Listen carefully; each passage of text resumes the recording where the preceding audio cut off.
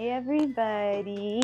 Most of y'all know me. I'm Wendy. I'm the foster coordinator. My title is Animal Services Coordinator because my job actually entails a lot of different things at the shelter. My main 3 pointers are foster, volunteer, and rescue.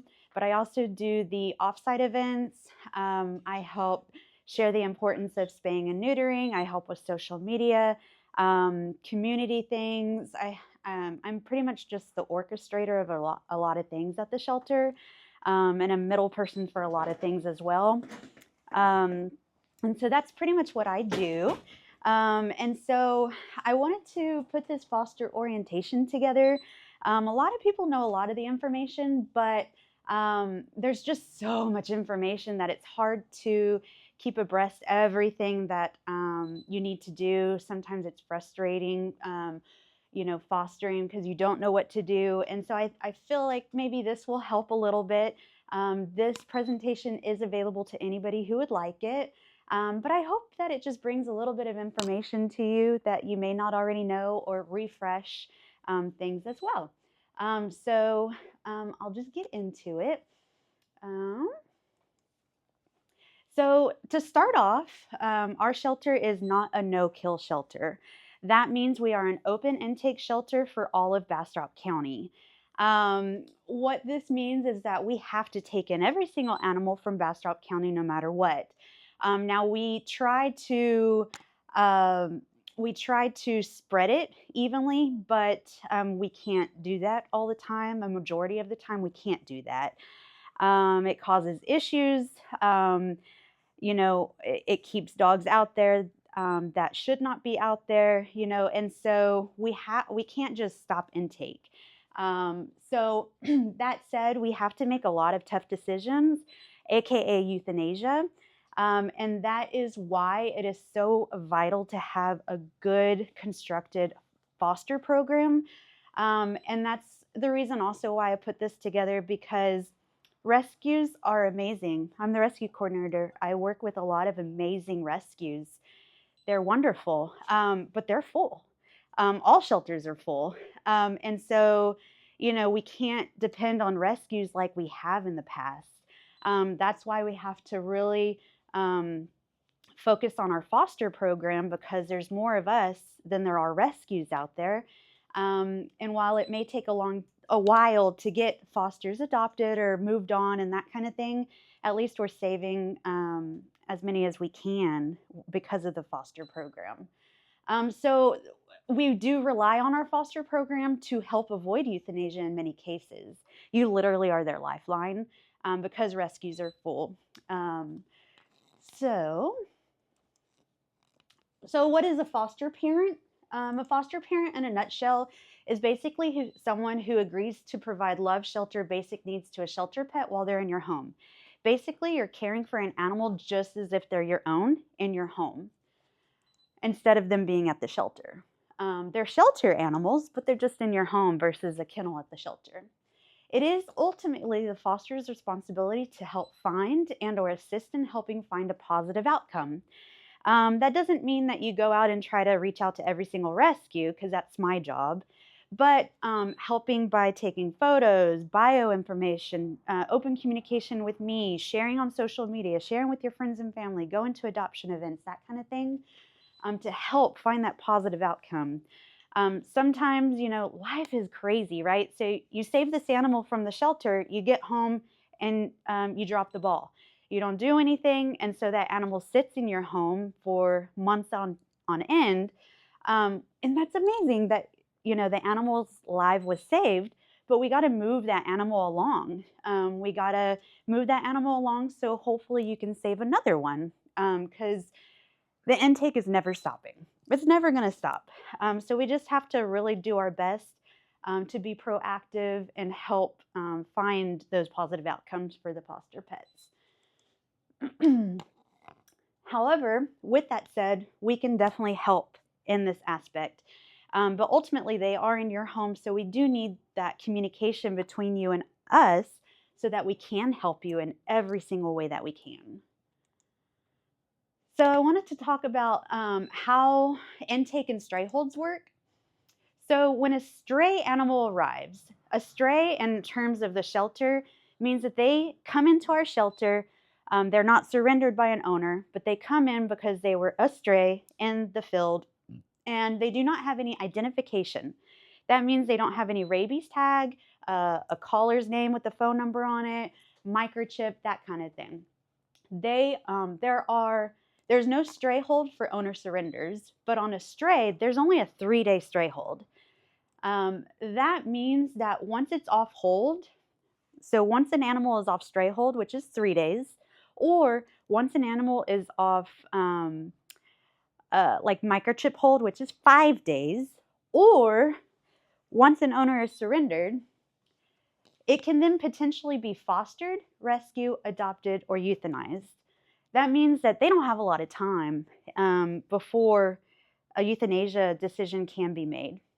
And we try our best to avoid euthanasia decisions, but ultimately there's way too many coming in versus going out. So that is, again, why the foster program is so important.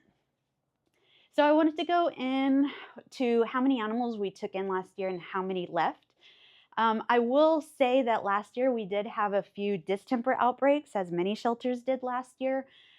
So you will see that our euthanasia numbers were skyrocketed last year, and that is because of the big D, distemper.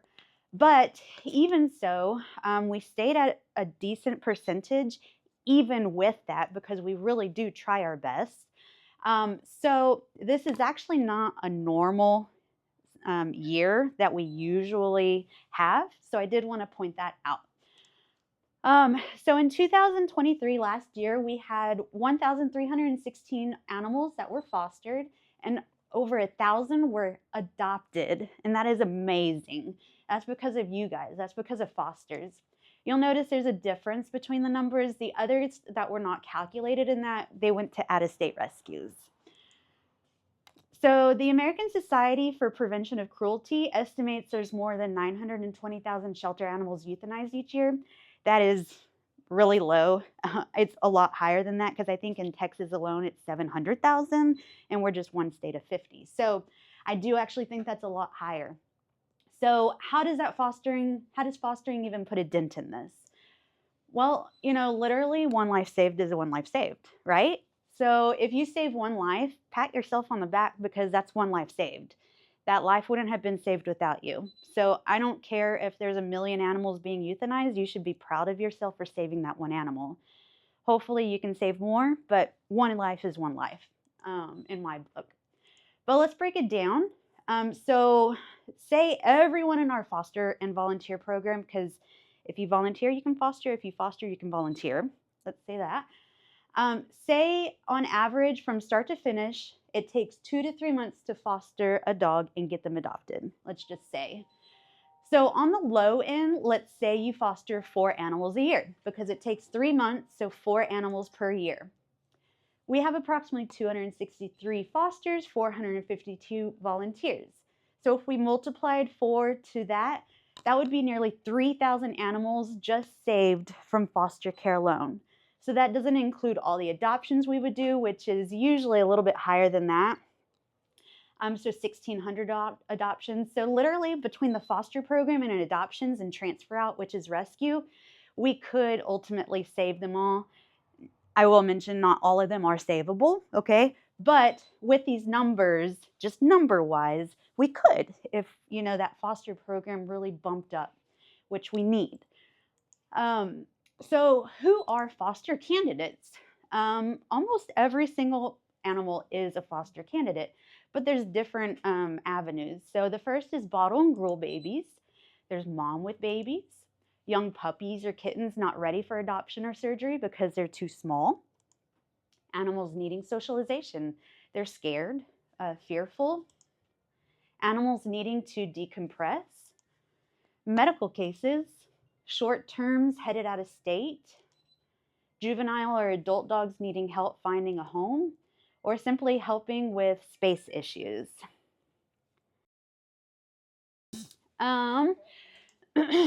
So what do we cover? Well, I will say that we do have a very low budget, so we do depend on like donations and that kind of thing, but we ultimately try to cover everything. because when that animal goes into your home, it's still our animal. We still should be responsible of that animal. And so we do try our best to provide everything that we can as long as we have it on hand. Essentially, the foster is responsible for that if we don't have it on hand, but I really do try, like with wish lists and that kind of thing, to um, have things on hand for fosters, because it's really expensive to just live nowadays, right? On top of, having a foster in your home, that's an extra mouth to feed.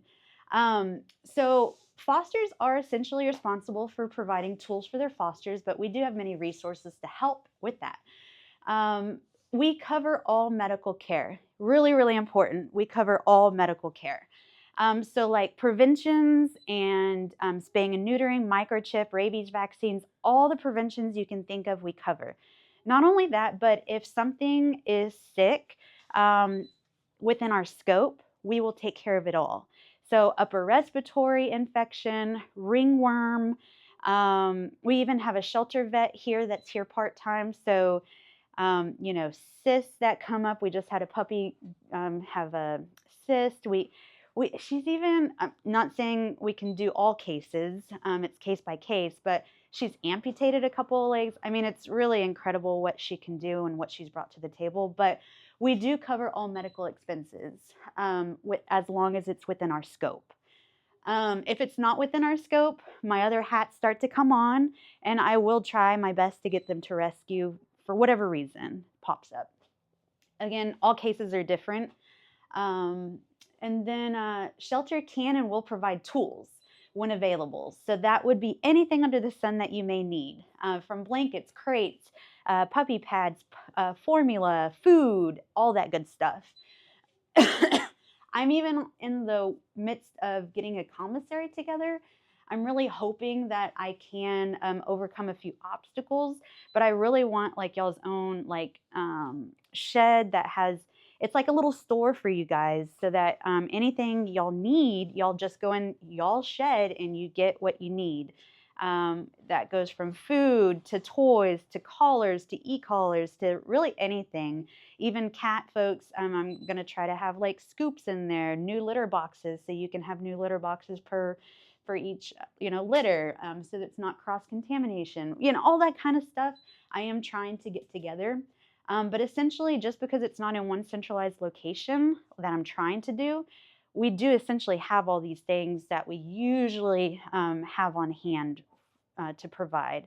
And if we don't have it on hand, there's a few other options in which we can get that for you. And I will make sure to get it for you if you really, truly need it and can't afford it, because I don't want you to have to afford it, right?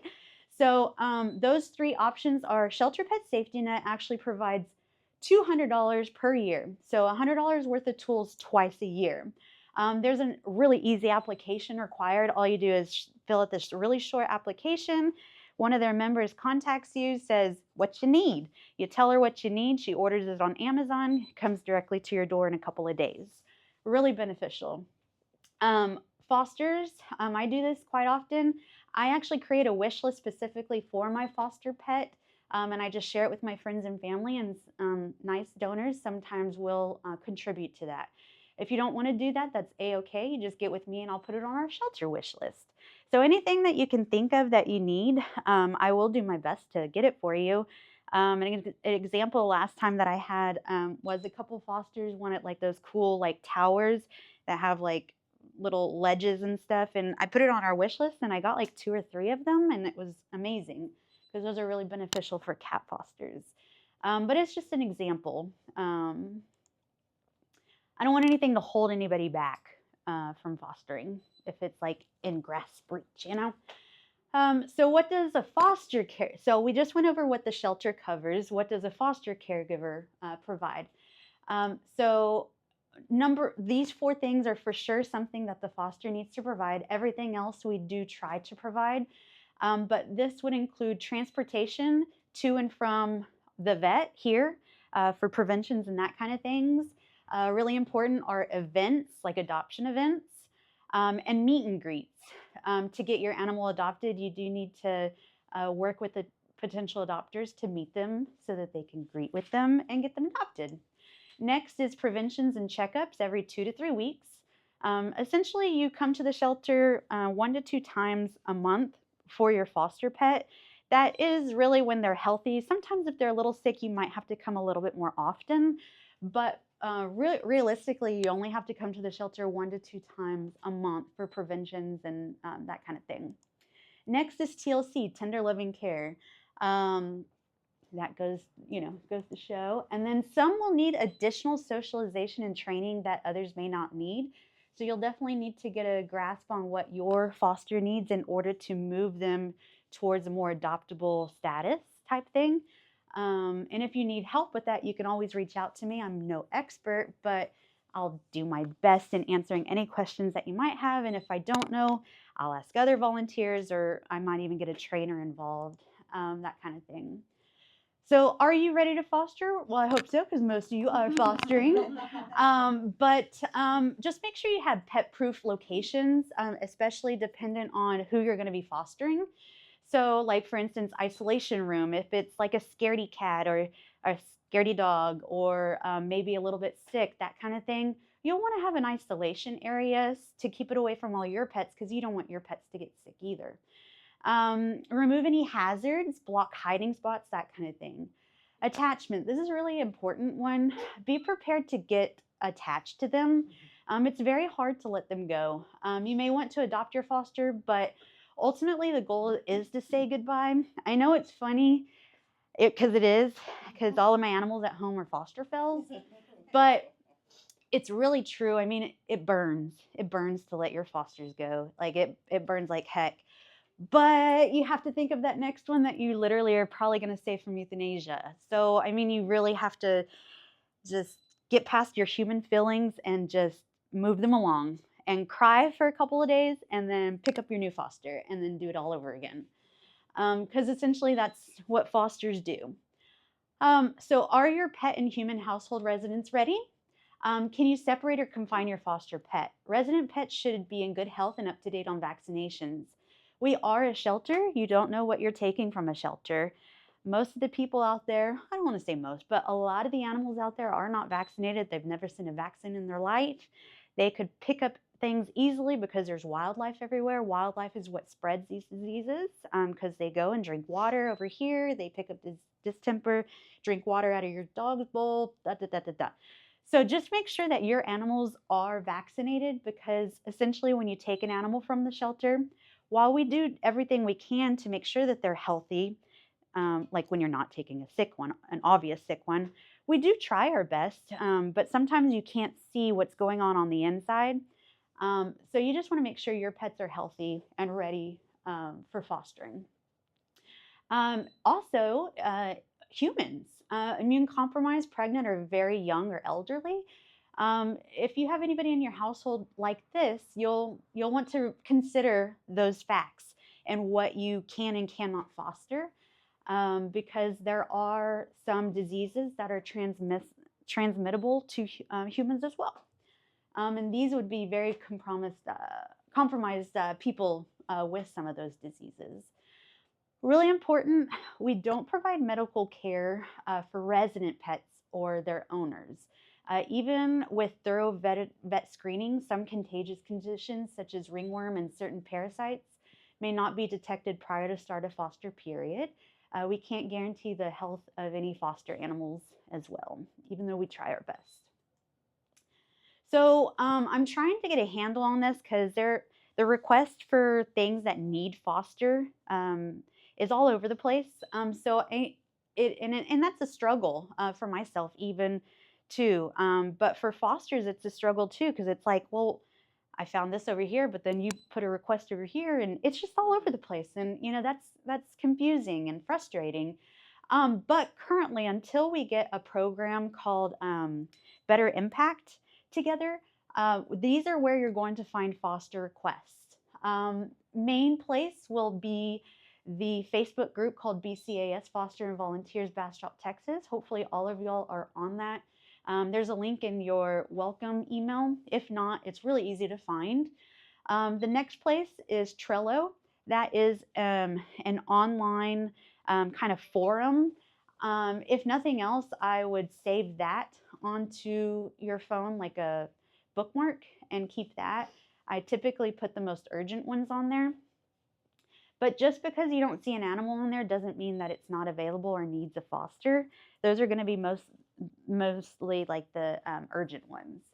And then in conjunction of the first one, it's not on here, but we do also have, I don't know if all of y'all are familiar with Messenger, Facebook Messenger. There's a private Facebook Messenger group that we have called Fosters. We can always add you to that. And it's just another bullet point where more requests are that you may not see because you're probably not a part of it, because not everyone is a part of it. So that being said, we are trying to combine all of these into one centralized place. And that's called Better Impact. And we are working on that. We just got it past your commissioner's court. So it should be a lot easier on everybody. There may still be some urgent emails that get sent out and that kind of thing, but it should be pretty much combined into one area to make everyone's life easier. Last but not least, in person. So especially during kitten season and warmer months, there's always something that needs foster. Right now, well, our cat room is about halfway filled up now. Last time there was nothing in there. But during kitten season, if you come in person, I can almost guarantee that I'll find something to go to foster, because kittens are constantly coming in daily. Now, off season, I may not, so you might just email me or message me and say, hey, do you have any? One foster was waiting 1 whole month because it was off season. But during cat season, we probably will. Dogs, there goes without saying, I will always have a dog needing foster. No matter what, no questions asked, I will always have a foster or dog that will need foster. That doesn't mean that they're a bad dog. It just means you could easily foster something just for space. With no behaviors, perfect little thing. We just need space. So those are the in person. If you need to find a foster, I can always find something. So bringing your new foster dog home. We have a cat one next. Slow introductions are always recommended if you have another pet at home. We suggest crating or putting your resident animal in a separate room while you give your foster a chance to check out their temporary home. This is for behavior purposes, but also health for the shelter animal. Give them a chance to settle in before taking them places. Remember to supervise them in a yard. Your new foster is still getting to know and may be an escape artist, especially if they're stressed out in a new environment. Leave a drag leash on your foster inside the house, even outside. But always keep an eye on it, because if they are escape artists, you don't want it to get hung up on a fence line, that kind of thing. But this will allow you to manage them with any problematic behaviors, indoors especially, like jumping. We have some that like jump up on tables to grab things off of tables, running away from you. Safer introductions with your resident animals as well. One thing I recommend is to stay away from dog parks if you can. For older ones, it's not a bad idea, but even if you know your foster's friendly, it's hard to predict the behavior and health of the other people's dogs. Good alternative options are dog-friendly restaurants. There's a lot of them around now. Pet stores, hardware stores, or basically anywhere that allows dogs on leashes. Really important, if your foster puppy's not fully vaccinated, don't put them on the ground if you do take them somewhere. You must carry them in public locations and avoid all exposure to unknown animals. That doesn't mean that you can't take it over to your friend's house, but maybe make sure your friend is responsible and they don't have a litter of parvo puppies in the backyard or something. I don't know. But just make sure that if you go to more public areas that you carry your puppy, that kind of thing. Adult dogs obviously can be on leash and that kind of thing, but young babies need to be, you need to keep a better watch on them where you allow their paws and things to pick up diseases. Okay, so foster feline, bringing them home. Having a place away from other house pets is also a good idea, at least for the first 1 to 2 weeks. You want space that can be sanitized and disinfected easily. This could be a bedroom, bathroom, some even use a closet. A good alternative is a very large pop-up kennel that can comfortably fit a litter box, food, water bowls, and room for the foster feline to play around. When I first started, I lived in a really tiny house and I didn't have a designated room that I could have fosters in. So I just got an extra large metal pop-up kennel for a mom and babies. And it was the perfect little housing area. It's bigger than the one that they had at the shelter. So I figured, I mean, it's better than what they had. And it was. They were wonderful, you know. It was pretty big, but it held their litter box. It had a large area they could romp around in. Mom could still get away from her annoying kids. You know, it had everything that they needed. It was even tall enough I could add hammocks in and that kind of thing. So it added extra like square footage or whatnot. So of course, once they settle in, you don't have to keep them in those areas. That really is just when you first get them home and acquainted to the house, making sure they don't come home with any diseases, that kind of thing. Then you can, you know, let them explore, relocate their essential items, and then let them share space with other animals if appropriate. Slow introductions are always very, very important, especially with opposite species dogs. However, having a dedicated safe space also gives you control over the situation and limits their access to undesirable and unsafe hiding spots. The last thing you want is a scared cat wedged behind your refrigerator. We just had one wedge themselves in a wall. So just, you know, just make sure if you're doing construction, you know, don't let them in that area. But anyway, just be careful, you know, that kind of thing. And things like that will happen. You just want to do your best to avoid it. But if it happens, just work through it. Fostering a mama and babies. This goes for for felines and canines. The basic care guidelines are mom should do all the work. They essentially do all the work, but you still need to keep an eye on them to make sure that she's able to keep up with that. Bottle feeding experience might be required in case supplement feedings may be needed. So even though the parent does usually do most of the work, you still might want to weigh them once a day just to make sure all of them are able to be nursing on the mother, because sometimes the runt or some of them, you know, may not be as slow or as fast as other ones. And so just weigh them, making sure they're all getting a little piece of the pie. Mom should always have access to lots of wet and dry food and water. You could even do puppy or kitten food for extra calories. It's really essential because those babies are sucking the life out of her, like literally. And her body is just constantly reproducing milk, and it's just a constant battle to keep up her weight. And so you really have to have access to a lot of extra calories for that mama.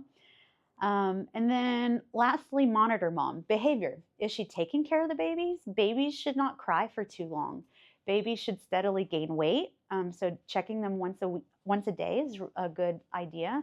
Mom should also groom them. So make sure that they don't have like poop stuck on them in the back, that kind of thing. Eating and drinking habits, make sure she's doing that. Make sure all of them are latching on, making sure, you know, there's no tenderness or redness on her teats, that kind of thing. Irritated mammary glands. Bottle baby fostering. So bottle babies are generally newborn to about 3 or 4 weeks of age. That span right there. They typically don't need much space at this age. You will be bottle feeding and they'll just be starting to crawl. Climbing is not an issue typically. I'll show you my housing in just a second. Housing, believe it or not, one of the best options here is an open top plastic tub. That is, of course, if you don't have pesky, you know, animals that will bother them and that kind of thing. Always be sure their house pets cannot make direct contact or injure them. A hard side travel carrier or soft carrier that opens from the top works as well. You just want that top access easily to see and reach into the enclosure. At this point, there's no need for litter boxes, food, or water bowls. So it makes it really easy to just pop a heating pad in there and the baby and some blankets, making sure there's enough spacing between the heating pad and the baby, no burns, that kind of thing, or too cold, that kind of thing. But it's really easy housing bottle babies. Key points to fostering bottle babies: keep them fed. So formula, bottle and nipples, and fed every 2 to 3 hours. Once they get into the 3 to 4 week age, you can actually expand those hours. It just really depends on how much they're eating, and how much they're gaining, how well they're eating, that kind of thing. But it varies. So keep them warm, really important because they cannot regulate their temperature. So heating pads, soft bedding, and stuffed animals. Keep them clean. It's really important. You are their new mom. Their mama cat or mama dog is not going to be there to clean up after them or help them urinate or defecate. So you have to do that for them. So a soft fabric or wipes. I typically use baby wipes. Some might be rougher than others, so you just have to really determine which one's softest. But wipes to stimulate and wipe is required. Keep them healthy. Monitor their weights. I typically will monitor weights once a day. You could even do it twice a day, making sure they're eating properly. There's charts on how much to feed them and that kind of thing. Urine and fecal output. Make sure that they're urinating for sure. I make sure mine are pooping once a day. If they go a day in between, it's not the end of the world, but you just start praying for poopy, you know? And then the appearance daily. A lot of times with bottle babies, you do have to clean up after them around their mouths and stuff, and making sure there's no scalding of the urine. It's very easily to happen. So just make sure you keep them clean and that kind of thing, because the urine will scald in the back if you don't clean that.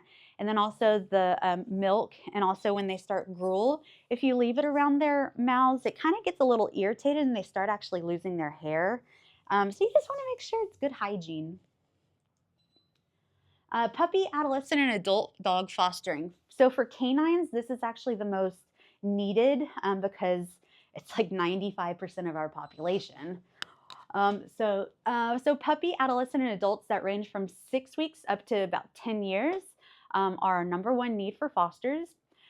So how do you do this? What are the steps for success?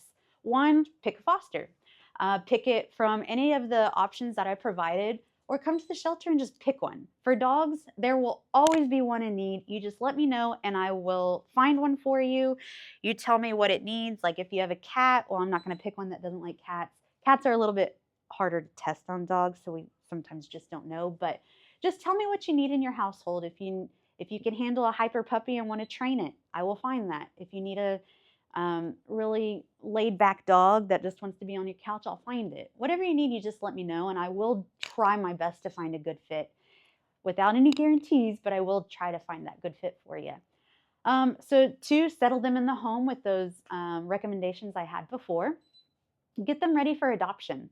So number one, set up the spay and neuter with medical. It's Cindy, but it will be someone new soon if they're not already scheduled. Keep them healthy by getting all their preventions on time. While I typically will send out an email weekly of past due and upcoming vaccines and preventions, it really is essentially the foster's responsibility to ask or know when they're going to be due, or at least have a good idea. When leaving the shelter every time, I always recommend, and most may not know this, but ask for like a printout of their medical, or at least the next due date that it's due. Because I do wear a lot of different hats, and while I do try to send that email out on a weekly basis, sometimes it does unfortunately fall through the cracks. So it is still essentially the foster's responsibility to know when they're due. And then if it's a special case, work on known issues at hand and work on them quickly if you can, so that you can move them forward a lot more quickly. Promote and get them adopted. Once settled and you learn their personality features, don't procrastinate. Start promoting your foster. Even if you don't know anything about them, just throw some pictures on your social media and say, look at my new foster. And you'll really be surprised at how much exposure they start getting, even just throwing pictures out there without bio information. The better pictures, the better. The more quality pictures, the better. The quicker you start sharing, the faster it will get adopted. And it might take a lot of legwork depending on which foster you choose. But if you put the legwork in, they really will get adopted. Get in a habit of sending shareable, good quality photos and bio information about your foster to me. Do this on a all the time. Just send it. I will never get bored of more pictures. Just email them to me and I'll either post them myself or I'll get someone else to post them. It may not be immediately, but we do try to get them posted as soon as possible because we want your fosters moved just as much as you do. But it takes that step to get that done. You got to send me good quality pictures of your foster. I'll go over the look of what pictures should look like as well as best we can. Okay, so now kitten fostering. That was dogs. This is kittens. Basically the same, not including newborns. Kittens aged from 5 weeks to 4 months are our number one need for fosters because that is 99.9% of the animals that come in. We essentially don't take adult cats, so most of our population is kittens. Steps for success.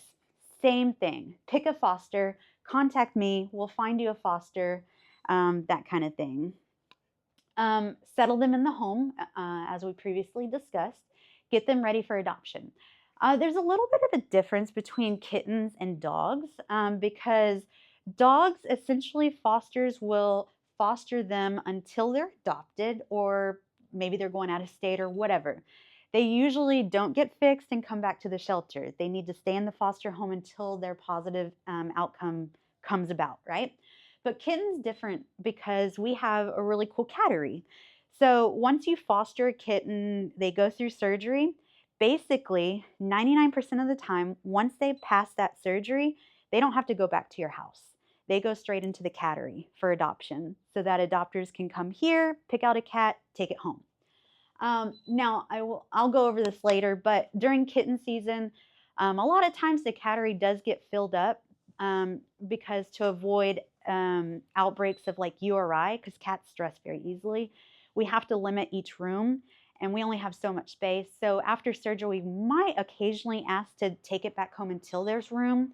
But I'll go over in the foster packet of how to get your fosters on the waiting list for that. A lot of times we'll sometimes figure it out, like especially if you can't take them home, just let surgery know.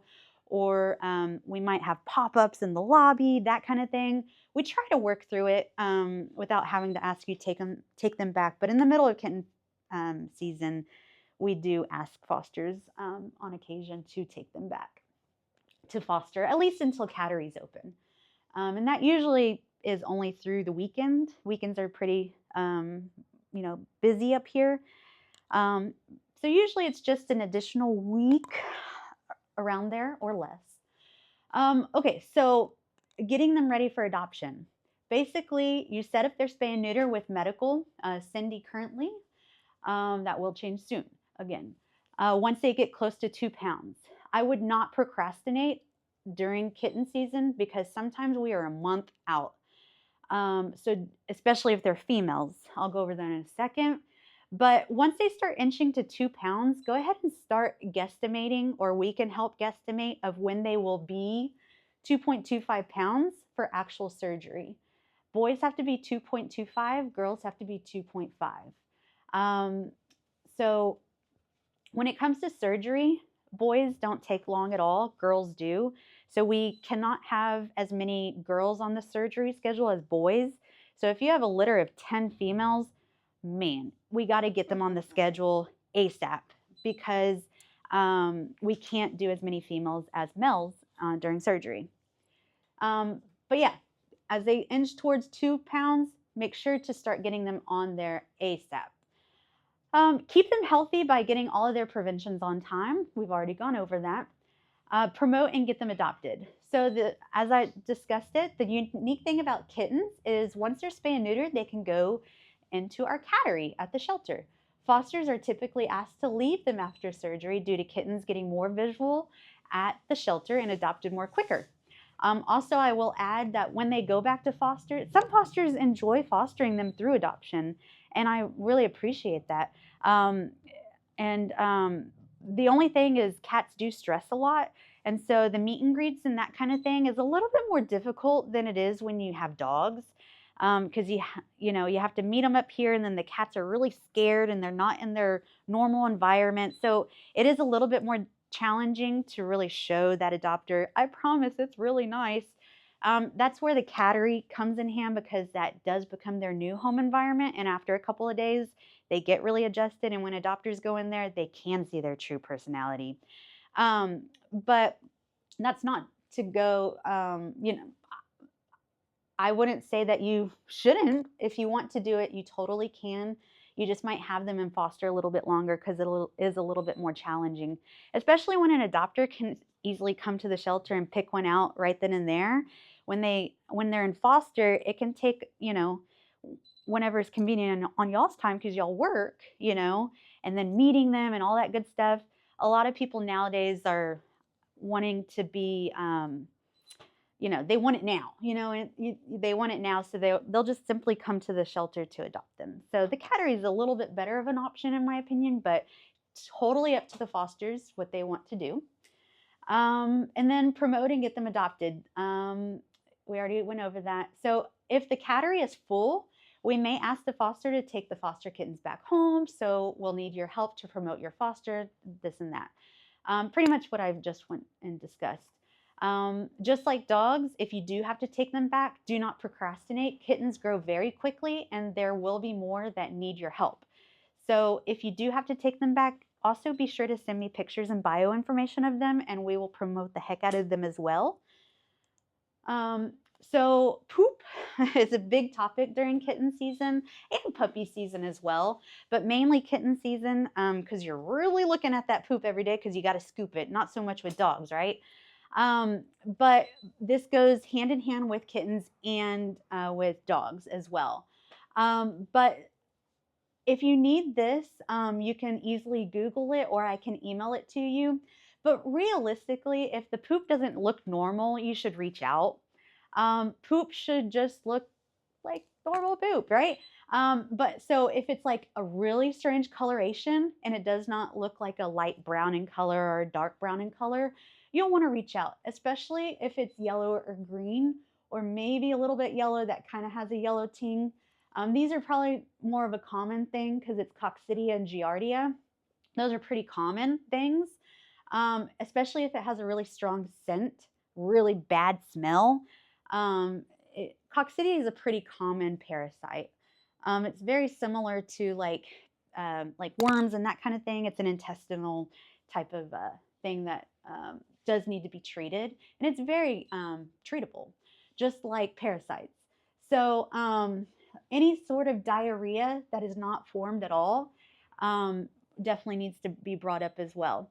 So how do you bring it up? Well, we have foster hours, and I'll go over that here shortly. But y'all probably don't want things going up your behind, right?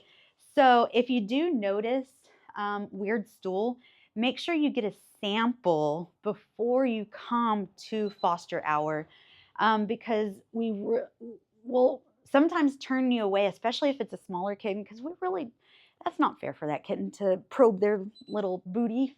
And so it's really important, if they're having weird stool, bring a sample. How do you do that? Try to avoid as much litter as possible, or grass for puppies, right? But I'm talking more kittens, because that's really what we see a lot of fecals on. So try to avoid as much litter as possible when you get a sample. Okay. You could use like a disposable spoon, eat a popsicle and use the popsicle. Really anything that's disposable. Me personally, what I do is I just take a Ziploc bag, open it, do it inside out, and then use my hand, because these are the best tools that you got. And then just do it, and you won't get dirty, and then you just flip it inside out, and then you can like double bag it, because what I'm about to say is going to gross some people out, but it does need to be refrigerated if you're not going to be bringing it to us immediately. I know that sounds crazy, okay, but just 4 times bag it, whatever you have to do, if you feel comfortable, of course, but that will help keep the parasites a little bit more fresher, so that when we look under the microscope, we can actually see that there's parasites and treat the animal as needed. But hopefully you get the sample on like foster day right before you come or something like that. That's probably more ideal, but so yeah, I can send you this if you need to, but realistically, if the poop doesn't look normal, my number one go-to is take a picture, send it to me. Just take a picture of it, send it to me. If I don't know myself, I'll send it to medical and I'll give you an answer, no matter what. It might be, that doesn't look bad. I mean, keep an eye on it a couple of days and let's talk tomorrow, you know? Or if it looks pretty bad, we'll be like, bring us a sample now, you know? Whatever it may be, just snap a picture, send it to me. Crate training and potty training. This essentially goes with doggies.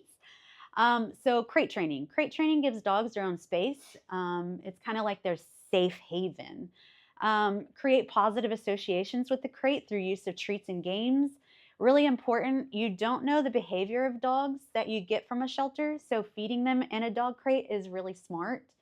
I know some people don't like crates and that kind of thing, but it really does help them in the long run if you can. Crate your dog even when you don't need them to be crated. It gets them associated with that crate. And be patient. Crating goes hand in hand with potty training, actually. So potty training, create a routine for your pup by taking them outside regularly. If you're just starting, this should be done every 2 to 3 hours, if possible. I know we all work. So your dog should be taken outside every time it comes out of the crate at the bare minimum, after it eats and drinks as well. Give them 10 to 15 minutes to try pottying outside if they don't potty. Some people do it differently. I don't do it this way, but if it doesn't potty, take them back inside, crate them again, and then try taking them out of the crate in a few minutes to reset the routine. Or don't let them, this is what I do, or don't let them in until they do their business. That's typically what I do. And then once they do their business, praise them like crazy. But there's all different types of ways you can do it. So you do what works best for you. By feeding them on a schedule as well, you'll be able to better predict their potty times as well. Socialization is key, because if a dog is not social with someone, that person's not going to want to adopt that dog, usually. Socialize your dog to different people, places, sights, and sounds and build their confidence, of course, pending vaccination history. Socialization also includes your personal dynamic with the dog and how you interact with him or her when you go out. Keep it fun. Find what motivates your dog the most and use that to engage them. The dog will begin to learn that cool things happen when it gets taken to new locations. So the more you take them out, especially if they do need that socialization, typically they start coming around because they realize that going out is a good thing, and that kind of thing. When can your foster canine go on outings? This is probably hard to remember, but basically 0 to 4. Just keep in mind 4 months or 4 vaccines, okay? And then 4 to 6 months, although they can get up to 3 vaccines, they're typically safe once they are a week past their second vaccine, okay? All of this is constructed based on when animals can go into the play yards. That's why this is what we're suggesting. 6+ months, typically 7 days after their first vaccine, and they should be okay. But always just take precautions no matter how old your foster is with unknown animals. You never know if they are vaccinated or not. So follow-up veterinarian appointments. To reiterate, we cover all preventions and medical care. It is a requirement that you are able to bring your foster to the shelter when they're sick or due for preventions. It's really important to not get behind. While we typically send out an email weekly, I've already discussed this, it is your responsibility to keep up on those preventions. And if you don't know a date at all, just, email me or give us a call and just say, hey, when is my, foster pet due, right? And we'll just tell you when to come in. Essentially, these are when animals are due for things. So for instance, dewormer typically starts when they first come in. And then they'll need a second round as well. DHPP starts at 6 weeks. If they're any younger, we won't start them typically, especially being in foster care. If they're 4 weeks in at the shelter, we will sometimes start them. But typically in foster, we start them at 6 weeks and we repeat every 2 to 3 weeks until they're 3 months or have at least 3 completed vaccines. Rabies, we do this during surgery once the animal is 3 or more months of age. It can be done at a later if the animal wasn't old enough during surgery. So for instance, say you're fostering a puppy, it gets fixed at 2 months, and you have it another month in foster care and it gets adopted once it's 3 months and 1 day. We are essentially responsible for the rabies vaccine of that animal. So just keep in mind the age of your animal, and you can always ask us as well. But we do need to get that animal vaccinated for rabies before it's adopted, because it was too young during surgery to get that done, right? And then spay and neuter, we do this. They have to be 2 months or older. And just because they're 2 months doesn't mean they're big enough for surgery. It just really goes based on weight, size, breed, that kind of thing, and sex as well. Heartworm test, dogs have to be 6 months or older, and this is done during surgery. Microchip also is done during surgery. All these things that you see is included in our adoption, every single thing. Animals have to be spay and neutered prior to being adopted. And then whenever we do adopt out, the microchips are registered to the adopters. Yeah, and just so y'all know, our adoption fee is $35. They won't pay anything over that. That is our max. But we do sometimes have specials. Like right now, we're doing a promotion. It's a grant that I applied for called Empty the Shelters. We do it every quarter, basically. And it's $20 adoptions right now, but we get $50 back for the grant for each animal adopted. So here's our address here. We're here. When you come for preventions, you don't come here. I know it says, you know, clinic and all that good stuff. You don't come here for preventions. You'll go through the lobby door, which is right over there in front of that white SUV. Now for surgery, if you're bringing it the morning of surgery, then you will come over here. This is our surgical suite. These are the foster hours. It's Monday, skip a day, Wednesday, skip a day, Friday, skip a day, Sunday, between 1 and 3. These are for preventions. If your foster is having any issues or anything, we will not force you to have to come do these times. You know, if they're having an emergency or just really problematic and it can't wait, of course we'll see you outside of these hours. We just need a heads up prior. Also, if you work on all of these days and times, just reach out to me. Medical is open. They just like a heads up because sometimes medical is very short-staffed and we just have to make sure someone's here to help you. We just need a heads up if you can't come during these times, basically. Reliability and effort equals success. I've gone over a lot, but pay attention to the health. Really, really important. Keep up on preventions. Really, really important. Open communication is probably number one. Pictures and bios comes very close. And just promote the heck out of your foster animal. Nowadays, adoptions are very slow, whether they're at the shelter or in foster care. So promoting is key in getting your animal seen. Because when they're at the shelter, most people come here to look at them, adopt, take them home. When they're in foster care, they have to look at them on a website, schedule an appointment, fill out an application, and get a call back, all that good stuff. So, you know, the time that it takes them to put the work in, we just have to kind of work with them, respect their time, and just really go really quickly as best we can to work with that potential adopter to get them adopted. But also, I got off subject, but promoting them is really important because when they come here, they can just take it home. With the foster, all they are is a little picture on our website. That's it. That's it. So if you don't promote them, if you don't share information to us to help promote them as well, they're not going to be seen other than a little tiny picture on our website. So we got to spread the word about your foster, and how you do that is the above 4. Okay, so quality pictures. Let me see, there we go. Okay, so we're not photographers, okay? Some of you might, I don't know. But the top ones are ideal, okay? You may not be a perfect photographer. You may not get perfect pictures like that, but definitely try to avoid the bottom ones. You want bright light, especially if you have a dark animal. Natural sunlight is going to be your best bet. Side views are okay. For instance, like if it's a specific breed that has elongated nose and you want to show this breed, it really does look like this breed, but make sure you have frontal views, side views of it looking at the camera, you know, that kind of thing. And then like this is kind of like a social photo, and I love those type of social photos, but it needs to be incorporated with other good quality photos as well to promote that animal. And then I don't even know what to say about that one. That one's just really blurry. Looks like he's about to rob a bank. I don't really know, but low light, not good.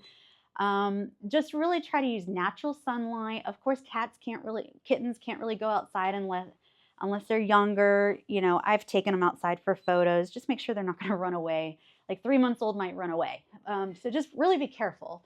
But just an open window, you know, really helps with photos.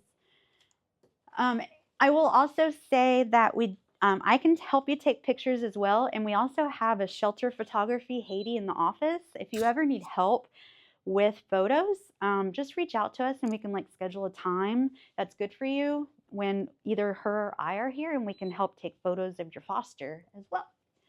And then lastly, ratio 1:1. What does that mean? So on our website, it forces us to do a square. So the photo has to be a perfect square, not a rectangle like, you know, portrait and that kind of thing, not landscape. So when you take a photo of an animal, make sure that when we have to put it on our website, that when it's auto cropped, its legs aren't going to be chopped off, that kind of thing. So just keep that in mind, that the ratio is 1:1, which is a perfect square. So when taking a picture, maybe step back a little bit, that kind of thing. Which, and if you have an iPhone, let's open it again. So you open it and then you pull up from the bottom generally, or do you do, oh, mother. Here somewhere. There you go. Oh, that's cool. And square. Boom. Problem solved. Oh my gosh, you just saved my life. That's awesome. But yeah. Okay, next frame. Okay, now you know how to care for your foster. Let's get them adopted. How do you do that? So get creative with finding your foster's homes. There's thousands of fosters just like you trying to get their fosters adopted too. So sometimes you just have to think of creative outside of the box things, or just try to tackle every single pinpoint and your animal will get adopted eventually. The more effort you put into it, you will succeed. Adoption events are held by our shelter. I typically do them. I've started Haiti on them as well, and she's training on them. Both dogs and cats are welcome to most events. So for instance, if you see that I'm having a doggy event and you have a kitten foster that you want to take, most of the time it's a venue that could probably do cats as well. I just need a heads up prior, because we have a cat team for cat adoption events, but they don't go to all of them. So if we want to do cats, we can talk about it, and then we just have to get a team together to do that. Because I'm usually really crazy already with the dogs. It takes a lot of effort with the dog part, and I can't usually split myself to do cats as well, so I need help from the cat team. So we just have to coordinate it, but essentially most of the adoption events, we can do cats as well. We just have to orchestrate it correctly. Share your foster on Facebook, Nextdoor, Craigslist, or any other social media platform, for instance, Instagram. Some people have created an Instagram account to share your fostering journey. Share with your friends, family, and personal network. You would be honestly surprised of who in your network are looking for a dog. Take them out with Adopt Me gear on. We have dwindled down to our last few. I am trying to get more purchased from our generous donors, but I am trying to gather those, but we are a little bit low. If you wanted to purchase any for yourself, they do sell them on Amazon, but I am trying to get more. Lots and lots and lots and lots and lots of photos and videos for their online profiles. I can't stress photos and bios enough. For fixed kittens, they can head to our adoption cattery as long as there's room. When is your foster ready for adoption or pre-adoption? Basically, they have to be close to surgery, have a scheduled surgery date, be healthy, that kind of thing. But we'll go over these bullet points. Dogs, usually immediately they're available unless being fostered for health or behavior reasons. Underage puppies or intact animals, even if they're not fixed, young puppies or adults can be posted and available for pre-adoption as long as we have good quality photos. Any healthy canine with good photos will actually usually automatically be posted as available in foster, so you might start getting applications even if they're not fixed. But remember, animals do have to be fixed prior to going to their home, so never give over an animal to anybody, even if they are fixed. We have to make sure they're approved and all that good stuff, processed, and then they can go home. We need good photos constantly. Cats. Felines are usually not posted online unless we know their upcoming spay and neuter date and we have a good quality photo. Because we really depend on our cattery, we usually don't make them available online because meet and greets, like I said, are a little bit more difficult with them. But if you want them to be shown as available and you don't see them on our website, just reach out to me and I'm happy to make them available. If you're determined to do those meet and greets, I'm happy to do that. For fixed kittens, they go to our cattery. They get much more foot traffic there. Steps when someone applies for adoption. This can be a little bit off-putting or, challenging sometimes, but just get through this and you will get acquainted with the process. It's a little scary at first, but I am here for you throughout this whole process if you have any shyness or just qualms, that kind of thing, red flags from potential adopters. So let's go over this. Once your foster is posted on our website, they are now being showcased for potential adopters, dogs mainly. Make sure we have good photos. Number one, potential adopters. Okay, so here are the steps. Step one, potential adopter calls our office. We will tell them, fill out an application online. We don't give y'all's information out unless you specifically ask us to do that. But this is what we do. We tell them, first step is to fill out an application. Once we get that application, we email it over to the foster. So you have to make sure that your email is not blocked and save it as a favorite so that you will get the emails from us. And always make sure to check your spam. If you don't have a foster, you may not have to check emails and that kind of thing, but if you have a foster in your care, make sure you're checking your email on a daily basis and check the spam just in case. Fosters must contact applicants within 24 to 48 hours because I know everyone works or is busy with lives. Even if you can't set up a meet and greet within those days, you still need to contact them within a reasonable time frame so that they don't feel forgotten. If they're approved, so you review the application that we email, if they're approved and after a conversation and you think that it's a good applicant, set up a time with that applicant to meet the animal for adoption.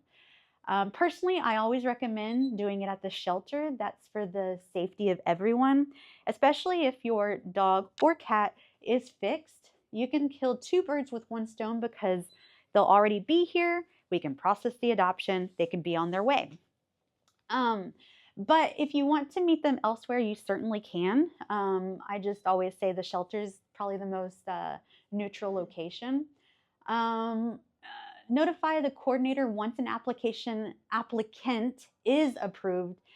And if they are 100% adopting that animal, I need to make sure I put notes in the system with their name, like what day they're picking up. Are they picking up the day after surgery? That kind of thing.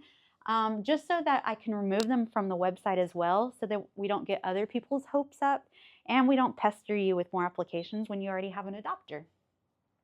Now, if they're denied, this is kind of where you get into swampy waters because some people are not good with potential conflict. So if they're denied, applicants still need to be informed that they're denied. You can do it. A lot of fosters do it. But if you do not feel comfortable doing it, I can help you with this. But always make sure you're giving valid reasons. If there's honest to God, red flags, of course, we will totally agree with the foster. I personally, everyone here feels the foster should be the ones picking the homes. You know the animal best, you know what I mean? It's the least that we can do because you're their parent right now, it's the only fair thing to do so that y'all can help find that home and be responsible of picking it, making sure it's the best home, right? But when they're when they have a couple of red flags, um, we still have to keep an open mind that not everyone is perfect like us, right? There, sometimes they may need a little bit of education because they aren't in the shelter world. They don't know everything. You know what I mean? And sometimes I think um, even me, I can be judgmental of people when really they may just need a little bit of education. So just always keep that in mind. Don't just look at the black and white piece of paper in front of you. Maybe communicate with me. Tell me what your red flags are. Maybe I can talk through it with you or agree with you or whatever the case may be. But always just make sure to give me valid reasons if you need help denying that applicant so that I know what to tell that applicant. Um, just like a perfect example would be like I gave this last time. If you're fostering a dog that you literally cannot do anything to help this dog, where when you open the door and it just like runs out every single time, right? Um, Say an applicant doesn't have a fenced in yard. That actually might not work for that family. Um, just little things like that. But just because someone doesn't have a fence doesn't mean they're in automatic denial at all. But if you have an animal like that, that might be scary to pass your foster animal over to that, especially if they have, like a 3-year-old who might open that door and this animal is a darter, that kind of thing. That would be kind of red flag things. Also, huge red flags. I mean, we get applicants who, say their puppy 2 weeks ago died of parvo and they want to adopt this 3-month-old puppy. No, sorry, parvo lives in the ground for 10 years, however long. So there's different reasons why we would deny, but some things might seem like you may want to deny, but may just be education and a discussion where it might still be a denial, but at least we try to have a discussion to educate. I hope that makes sense. Okay, here's the foster hours again. Monday, Wednesday, Friday, Sunday, 1, 2, 3. Say your animal is due on a Tuesday. Don't worry if it's due Tuesday, just come Wednesday. So if prevention's due on a non-foster day, come the following day. Levels of emergency, this is going to be in your folder. I'll go over this, but basically if something is happening to your foster, see if it's on the list. If it's on the green, email's fine. You'll get an answer within a couple of days. Yellow, send a text message to this list right here.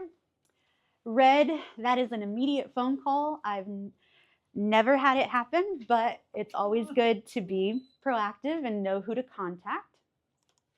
I mean, I've had out-of-state rescue dogs that I've had fosters for that. Like, she had seizures all night. Yeah, like, yeah. I called him at 2 o'clock in the morning. Yep. I mean, it can happen, and that's why we have that available just in case it does.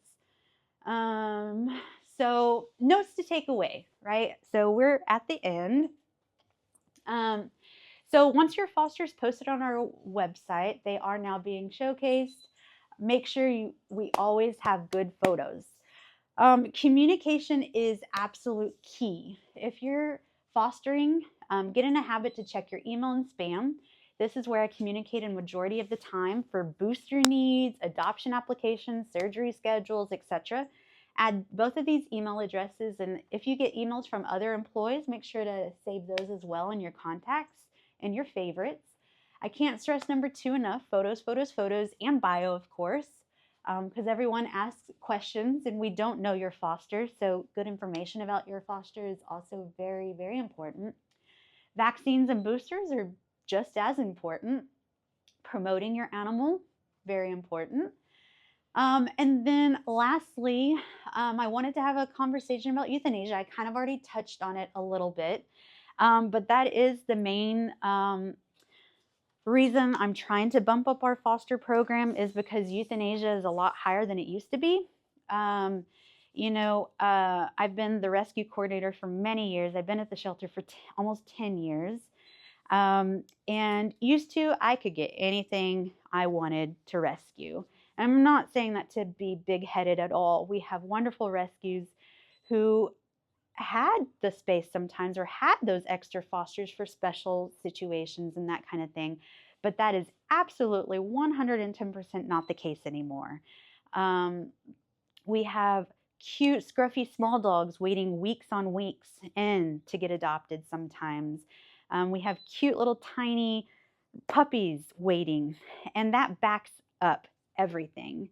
When rescues can't take and adoptions are like 50% of what they used to be, and our intakes are like 4 times what they used to be, the only alternative, unfortunately, is euthanasia if there's nowhere else they can go, right? So euthanasia is up, adoptions is down, and so that is why I'm trying to boost the foster program. That's really the only solution at this point, other than euthanasia. Used to, we didn't have to look at heartworm status for euthanasia. We didn't have to look at length of stay. We didn't have to look at how many black dogs do we have in the shelter right now? Oh, 75%. Okay, well, this litter of black puppies has to go. Because like 80% of our shelter right now is puppies. So when you run out of adults, what's left? That's puppies. And I know that's really hard to hear. It's hard to deal with every single day here at the shelter. And that's just where we're at right now. And so that's why I wanted to share the importance of the foster program. And what I also want to touch on is used to, fosters would realistically have a foster in their care maybe a month. It'd be kind of weird to go 2 or 3 months, here and there, or, maybe an adult 6 months, some whatever. But now we have these adorable and friendly adults and cute little puppies, and they are growing up in the shelter. They're growing up in foster. And so I don't want to get your hopes up. I want you to foster, but know that it might take a little bit longer than it used to. And please just be patient for the sake of that animal and the next animal that you're going to foster, and just keep hitting at it, keep promoting them, keep sharing those photos. I know it's very discouraging. I'm fostering one right now who has special needs, and used to I could just share it on my Facebook and someone would fall in love and be there within an hour, right? But it's just very difficult right now. So I hope that you see the importance of the foster program more than ever before, because that's the only way that we're going to save any extra. Obviously, the foster program may not save some that are going to be euthanized, but at least one at a time, we can save one extra over here, one extra over here. And that's just, like I said at the beginning, one life saved. So I really hope that you enjoyed it today. The second topic is honesty of your foster pet. Sorry, one more thing. Don't hide things about your foster. I know we want to get them adopted as quickly as possible, but it does no one any good, especially that dog and the new adopter, if we hide things from them.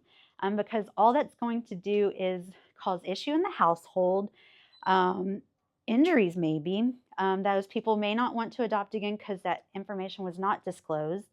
And then, it just doesn't look good. And even if something has a problem, doesn't mean that we can't find a home for it. We just got to find the right home for that issue.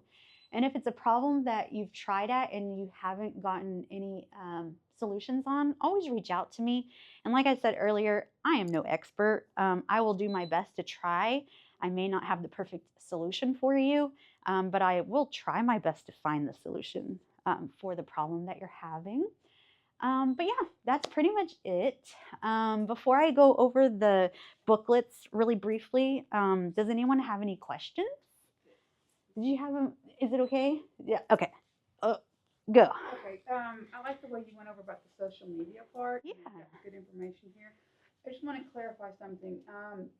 If I was to, take pictures and adopt, and I like how y'all listed about the biome, and it's really good about, whether it's crate trained or what Yeah. all it in there. If I was to post it on the BCAS Foster and Volunteer Facebook page for the dogs, do I still need to email you the pictures? Yes, and I will say this, when I get in the morning, I probably have at least 50 messages, 80 emails, that kind of thing. And while I do, if I see a really cute post from a foster on there, I will do my best to pull it at that moment or go back. But honestly, sometimes it just, I can't go back to every single Sure. post to share. So it is easier if you email it. And that way I can at least have it right there in front of my face until I get that completed and then out of the email. When it comes to like posts, that just keeps going down and down as more posts come in, Sure. and so yeah, emails Okay. really good. Yeah. Yeah. Yes, I have ma'am. a few. Those cute Adopt Me collars and the serapes. Uh-huh. Remember, is there a place that we know we can get that? I know there's a girl who makes them, or Uh-huh. so can we get those somewhere? Yeah, so they're from Zolo Serapes, but when it comes to the bandanas that you attach to a collar, I have a bunch somewhere. I'll just have to find them. Also, I know it's summer, but I do have a lot of the vests and that kind of thing for like when it gets cooler. I have a lot of those as well. Which leads me to the next one. I don't know if I missed it, but is there a place where it says how many or what the vaccines that the dog is required to have before taking them out in public? Yes. So there's one Was there a little slide little that said it? slide. Yeah. Yes. So at the top of my head, when they are 0 to 4 months, they need at least 4 vaccines, I believe, Right. because it's either 4 months or 4 vaccines, right? One or the other. And then I don't remember the next one, but 6+ months, as long as they have 1 vaccine, they can go out once it's been a week past their first one. Okay. The other one And- was like 2 or 3 vaccines. I can't remember though.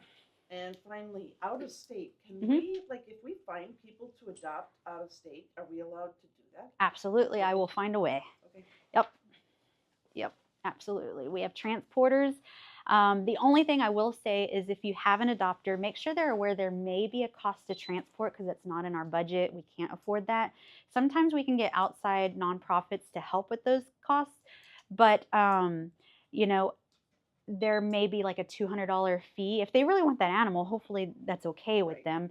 But the transporters cost about $200 to $250 per Which cage. puts us right at about what everybody else charges for adoption. Exactly, anyway. exactly. So I do always mention that to them, and they're usually like, okay. Are we But- doing that, what's it called, the volunteer, when I send dogs to Michigan, there's a volunteer, like, transport, Tread? like, Yeah. everybody takes like an hour. Mhm. What is that transfer? I know. what is it called? It's Compass does it a lot. Yeah, it's, Yeah, they have like 20 different legs. yeah, Yeah. all the dogs that I've sent to Michigan. have gone. Doomber or It's, Doober, Goober, Cri- something like Kindred that. Hearts. that one too. Kindred Yeah. Hearts Transportation Connection. That's okay. Yeah, thank you for coming. Yeah, Kinder Hearts. Yeah, Dubert. I think it's Dubert. Anyway, but Which is cute. either way, I'll find a way. You know, we have lots of different transport companies if they're willing to pay the $200 to $250 or so. Honestly, I'm retired.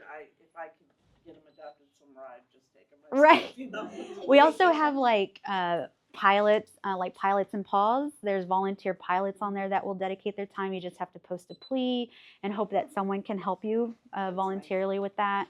I also have a couple of like flight attendants that if something's under 15 to 20 pounds, they'll take it on a flight with them for free. There's different avenues. It might take a little bit, but I will always find a way. So yeah. Any other questions? All right, I'm just going to briefly, very briefly go over these packets. Y'all can read through most of it, but I just want to show you what's in each one. I'm going to go over the canine one first. Some of the stuff that's in the canine is also in the feline. Thank you. Have a good day. So over here is going to be contact information, days that I'm here. The days that I'm not here, I do turn my messenger off, and I do not get on there just for mental anguish and I do sometimes check my email, but just pretend that I don't. So realistically, I am not here at all on Sunday and Mondays, but anyone at the shelter, just calling this number if you have a question or anything, just call us, and they're happy to help you. Again, there's the foster hours. This right here is really good to read through. It's kind of in a nutshell, especially when you're first getting started, of what you should do, and then you'll just kind of learn the basics of bringing an animal in, medical and prevention appointments, when arriving to your new home, that kind of thing. It also has a foster questionnaire. If you're not good at like bios and stuff, you can always just easily fill this out and send it to me. That's mainly for dogs, puppies too, but puppies typically have the same type of personalities. You might see a little alter here and there. Medical needs, I briefly went over it on there. Just read through it. That's typically when they're due, in a nutshell. Canine pre-adoption, meet and greets and adoption. This is a really good one to read through. Dog marketing guide. This is just kind of essentially, how do I market? If you've never done it before, it's a really good read through that I grabbed from APA. Here's that list of emergency for fosters. Make sure you have it handy if you are currently fostering. And this is the Bible to foster guidelines here. And then the feline. So this is the feline version of that first one in the canines. It's just a really good cheat sheet. Pinpoints, doesn't go into detail very much, but kind of like what you need essentially, and the top 5 things to know. Just a really fun little thing to read through. Again, here's the medical things. As an example, FERCP is due every 3 weeks, starting at 6 weeks, and so on and so forth. Just kind of the generalized medical needs as like in a nutshell, kind of. A kitchen scale is also a good thing. Mm-hmm. Yes. I don't think it's on here.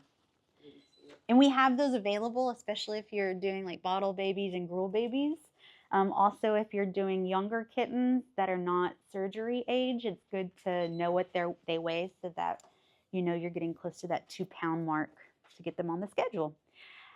Getting your fosters to cattery. This is a really, I highly recommend reading this. This goes over like getting them on the cattery wait list if the cattery is full, that kind of thing. It usually doesn't take long to get them in there. And then feline pre-adoption meet and greets and adoption. Typically, you will not have to do this, but I included it in here in case you do want to do that, just to give you a little bit of tidbit on how to do them properly and that kind of thing. And then levels of emergency and the Bible as well. But that's everything. If you get home and you think of any questions, please feel free to email me. My contact's on the little side of that folder I gave everyone. And I hope you learned something, and I hope you enjoyed yourself. I apologize it went over the hour, but thank you guys so much for coming.